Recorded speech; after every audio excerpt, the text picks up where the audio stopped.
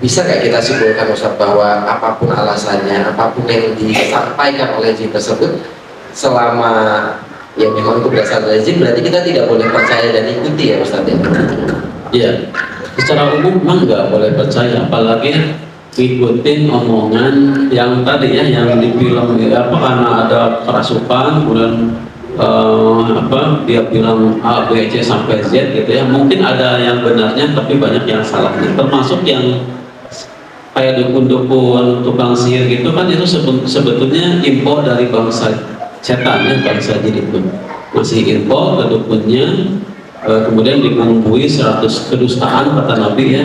Jadi memang ada benarnya, tapi lebih banyak dustanya. Itu apalagi kalau yang itu tadi mengaku neneknya, kakeknya, itu udah jelas itu dusta ya. Gitu. Ini memang tidak boleh dipercayai, apalagi diikuti ya Ustaz. Itu berarti kalau kita misalnya ada yang mempercayai, bahkan ada yang minta nih wejangan dari eyang gitu kan, nah itu yang salah. nah itu dia, itu hukumnya gimana Ustaz? Masuknya Ya minta nasihat ke Ustadz yang ada aja sama manusia gitu ya. Memang ada jin ngasih nasihat dan sebagainya, dia ngasih nasihat dia sendiri ada di badan manusia, itu sebuah kedoliman. Berarti jin itu nggak paham agama sebetulnya ya, malah dimintai nasihat. Udah, itu setiap jin yang masuk di badan manusia itu namanya setan sebetulnya, pengganggu pengganggu itu. Apalagi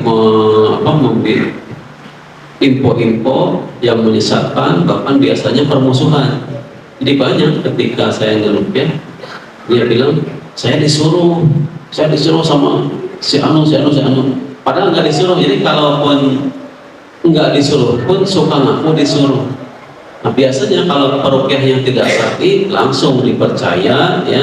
Bahkan perukyah sendiri yang suka bilang gini, datang misalkan kliennya atau pasiennya ke rumahnya, belum apa-apa, belum diobatin, oh ibu ini kayaknya ada yang ngirim nih, ada yang nggak suka ke ibu, ini bukan orang lain, ini masih keluarga dekat, suka gitu ya.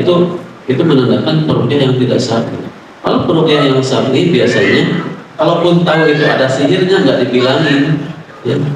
Ataupun orang yang sudah tahu ini memang saya ada masalah dengan A, B, C dan sebagainya, udah maafkan aja, ikhlaskan, insya Allah bakal hilang, bakal bisa sembuh, dan kita lawan dengan bertawakal kepada Allah seperti itu.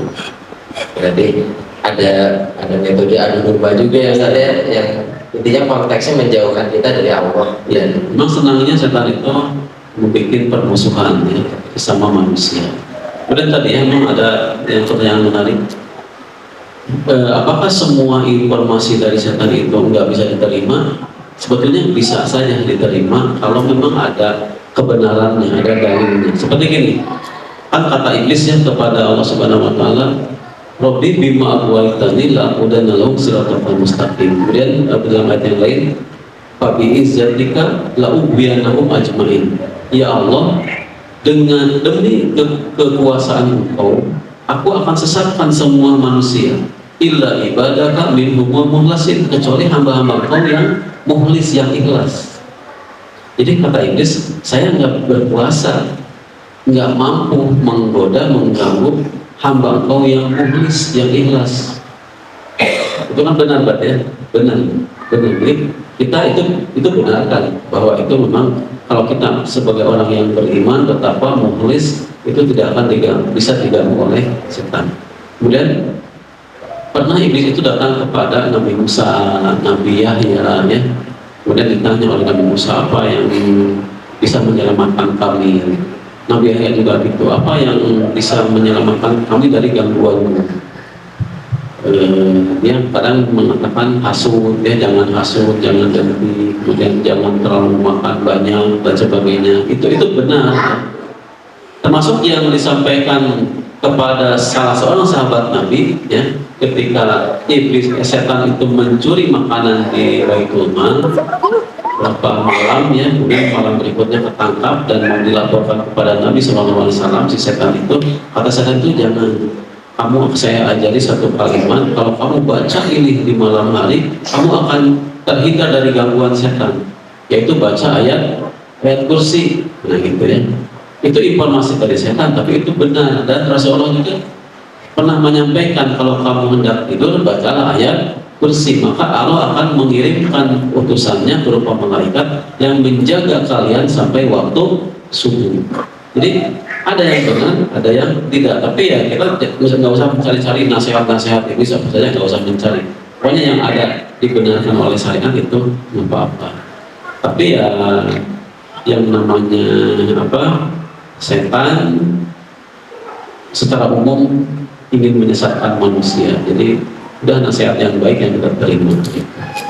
Baik Ustaz, artinya memang ada peran aktif kita juga dalam menuntut ilmu ya Ustaz ya, yang memang itu yang nanti akan menghindarkan kita dari budaya setan itu ya Ustaz ya, gitu ya. Baik Ustaz, oke, berarti mungkin poinnya dari pertanyaan kajian kali ini kan, bolehkah kita percaya gitu ya, karena dia secara umum tidak gitu ya saya, dan tentu saja dibekali dengan ilmu teman-teman. Jadi ketika ada dan tanda kutip fatwa dari setan, kita bisa tahu itu menyesatkan atau memang ada dalilnya gitu kan. Karena kalau misalnya biasanya kan mainnya halus ya Ustaz ya, yang kayaknya iya gitu ya, padahal mah jauh gitu ya dari ilmu tuntunan gitu ya. Nah itu yang perlu dibarengi dengan keilmuan mungkin ya Ustaz ya. Dan mungkin ini terkait ruqyah juga Ustaz. Mungkin di sini ada yang bulan sebelumnya ikut kajian tentang ruqyah mandiri, ada?